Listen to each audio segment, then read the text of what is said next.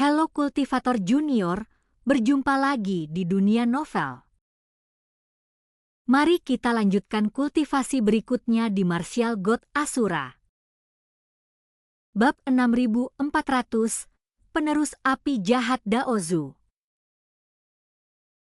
Api hitam mengembun dan portal penghalang pun terbentuk. Lalu, suara tua dan gelap terdengar dari dalam gerbang penghalang. Bajingan, kalian benar-benar tidak tahu tempat.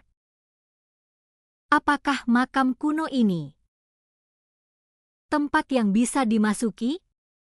Mendengar ini, wajah semua orang berubah serius dan mereka bingung harus bereaksi apa. Mereka semua tahu bahwa orang-orang di sini adalah orang-orang yang tak boleh mereka ganggu. Nada bicara pihak lain jelas menunjukkan niat buruk. Beberapa dari mereka ingin memohon belas kasihan, tetapi mereka tidak mengatakan apa-apa. Pada akhirnya, mereka semua menatap Chu Feng. Lagi pula, menurut apa yang dikatakan Chu Feng, orang yang pernah ditemuinya sebelumnya mungkin adalah pemilik makam kuno itu, dan dia sudah memiliki pemahaman awal tentang rahasia tempat ini. Mungkin lebih tepat bagi Chu Feng untuk berkomunikasi dengan pihak lain. Namun, dibandingkan dengan yang lain, Chu Feng sama sekali tidak gugup. Malahan, ia tak bisa menahan senyum. Kamu sudah masuk, jadi kenapa kami tidak boleh masuk? Apa kamu punya pantat tambahan? Ketika Chu Feng mengatakan ini, semua orang ketakutan. Kata-kata ini jelas mencari kematian.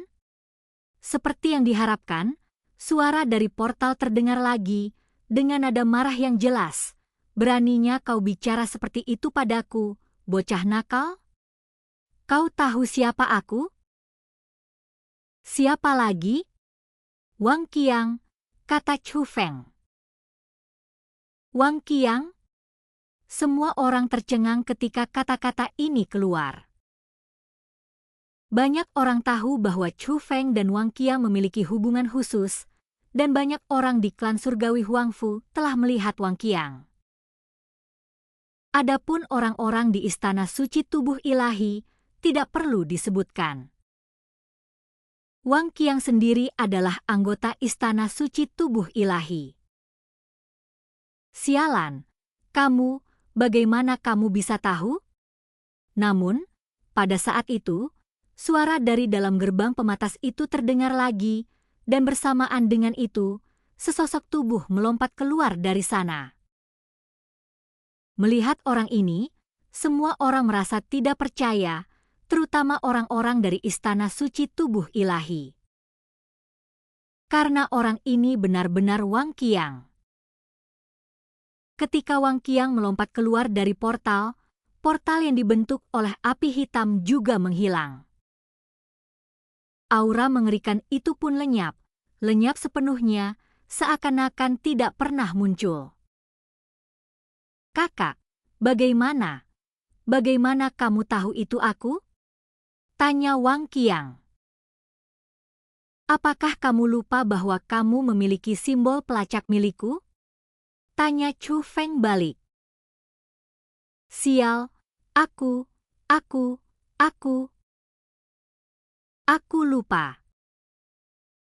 Setelah Wang Qiang selesai berbicara, ia menoleh ke arah orang-orang di Istana Surgawi Tubuh Ilahi dan berkata sambil tersenyum, "Salam, Tuan Istana." Wang Qiang, kamu. Bagaimana kamu bisa keluar dari sini? Penguasa Istana Suci Tubuh Ilahi belum pulih dan masih tenggelam dalam aura mengerikan dari gerbang penghalang dengan ekspresi khawatir di wajahnya. Tuan, saya hanya bercanda. Pintu itu tampak menakutkan, tapi sebenarnya tidak berguna. Itu hanyalah kekuatan yang saya miliki, kata Wang Qiang sambil menyeringai. Setelah itu, setelah penjelasan Wang Qiang, semua orang akhirnya mengerti alasannya. Ternyata Wang Qiang telah berhasil membuka makam, berhasil memperoleh warisan, dan juga memperoleh kemampuan yang dapat digunakan di makam kuno tersebut, yaitu dengan mengaktifkan susunan teleportasi sesuai keinginannya dan dengan cepat mencapai tempat manapun yang ingin dituju. Selain itu, ia juga bisa mengunci lokasi orang yang ingin dikuncinya. Ketika ia mengaktifkan susunan teleportasi, Chu Feng muncul di benaknya, jadi ia mengaktifkan susunan teleportasi dan tiba di sini. Hebat! Sekarang setelah kamu menguasai kemampuan ini, akan jauh lebih mudah bagi kita untuk menjelajahi makam kuno ini, kata Huang Fu Shengyu. Gampang, gampang banget. Kamu tidak tahu betapa besar usaha yang kulakukan untuk membukanya tadi. Dan setelah berhasil membukanya, saya tidak akan bisa membukanya lagi dalam waktu singkat, kata Wang Qiang. Lalu warisan apa yang kau dapatkan? Kau pasti orang yang sangat berkuasa, kan? Tanya Huang Fu Shengyu lagi.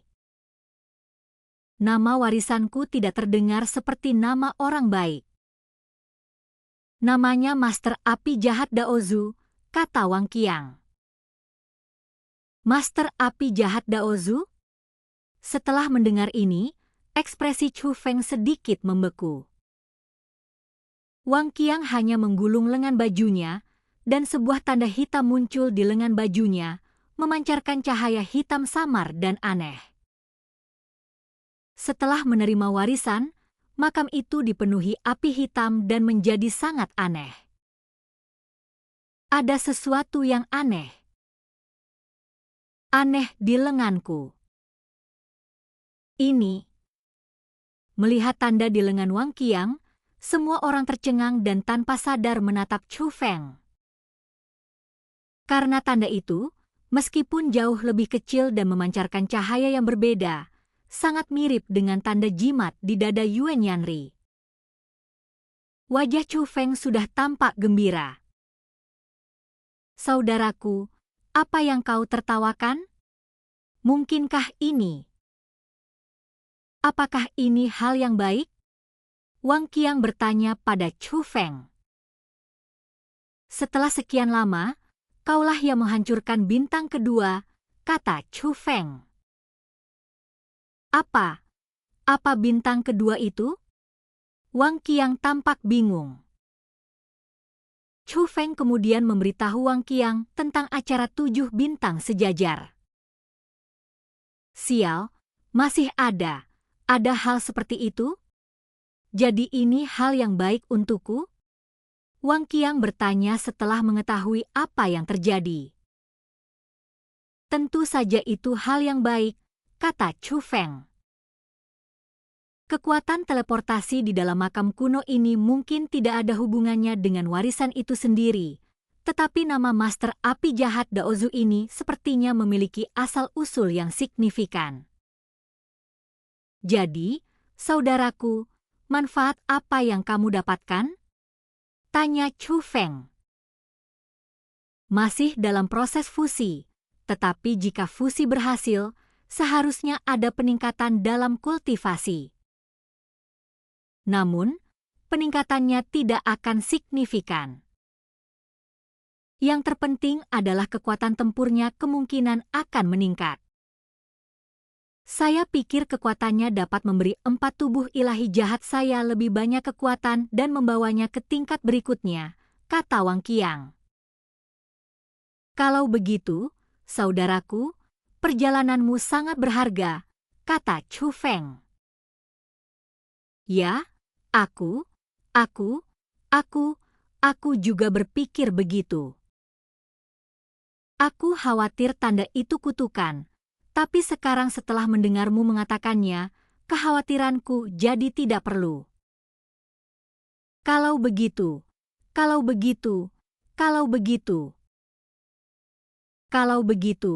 itu memang hal yang baik. Kakak, kamu, apakah kamu mendapat manfaat apapun? Kenapa kamu kembali lagi? Saat aku mengaktifkan susunan teleportasi, aku malah membuat kesalahan. Kau muncul di pikiranku, lalu aku membuka portal itu. Kupikir kau akan memindahkanku keluar dari makam kuno, tapi aku tidak menyangka kau juga ada di sini. Wang Qiang juga bertanya karena rasa ingin tahunya. Chu Feng juga menceritakan kepada Wang Qiang tentang masalah neneknya. Kakak, jangan terlalu khawatir. Nenek akan baik-baik saja, kata Wang Qiang. Pada saat yang sama, Jie Mubai masih berkeliaran di makam kuno ini. Meskipun mengalami 2 kali melarikan diri di tangan Chu Feng, ia tidak patah semangat. Ia sangat percaya diri dan merasa bahwa dengan bakatnya, ia pasti akan mendapatkan banyak keuntungan di makam kuno. Tak lama kemudian, matanya berbinar. Pandangannya tertuju pada dunia makam. Dunia makam ini tidak terlalu besar, tetapi memberi orang perasaan yang sangat menyesakan. Bahkan batu nisannya pun istimewa. Kebanyakan kuburan hanya memiliki 1 batu nisan. Dunia makam ini terdiri dari 2 batu nisan. Bagaikan 2 pedang raksasa, tertancap terbalik di langit berbintang yang luas. Meskipun batu nisannya kosong, batu nisan itu memancarkan aura ungu yang aneh, seolah-olah ada monster mengerikan yang bersembunyi di dalamnya. Jika ada orang lain yang melihat dunia makam ini, mereka pasti akan menghindarinya sesegera mungkin. Tetapi Jie Mubai merasa seperti telah menemukan harta karun. Benar saja, aku menemukan tempat bagus lainnya. Setelah Jie Mubai selesai berbicara, dia terbang ke sana. Setelah melewati lapisan penghalang dan memasuki dunia, situasi di dalamnya juga aneh. Di dunia lain, ciri yang paling umum adalah bentuk lahan yang aneh. Namun bukan hanya medan di sini yang aneh, penuh lubang, seolah-olah telah mengalami pertempuran sengit, tetapi banyak tempat juga ditutupi tulang. Tulang-tulang itu penuh dengan jejak waktu dan bahkan lebih tua dari zaman kuno. Akan tetapi, asal-usulnya pun telah hilang, jadi wajar saja jika kita tidak dapat mengetahui seperti apa tingkat pengolahan tulang-tulang tersebut semasa hidupnya. Namun dari tulang-tulang putih yang besar bagaikan gunung itu, dapat dipastikan bahwa di sana bukan hanya ada tulang manusia, melainkan juga banyak tulang iblis. Jie Mubai telah melihat dunia sebelumnya dan tidak takut dengan hal-hal ini. Sebaliknya, berdasarkan pengalamannya, ia segera mengunci lokasi formasi dan melanjutkan perjalanannya. Tak lama kemudian, 2 batu nisan besar muncul di depan mata mereka. Namun, kedua nisan ini berbeda dari dunia makam sebelumnya. Kedua nisan ini seperti bangunan. Salah satunya memiliki gerbang. Pintunya kini tertutup, tetapi ada sesosok yang berdiri di luar pintu. Itu bukan manusia. Karena orang itu tingginya 8 meter. Dia tidak memakai baju apapun karena memang tidak perlu memakai baju apapun. Dia mengenakan baju zirah hitam di tubuhnya. Baju zirah itu merupakan bagian dari kulitnya, sangat kuat dan tidak bisa dihancurkan.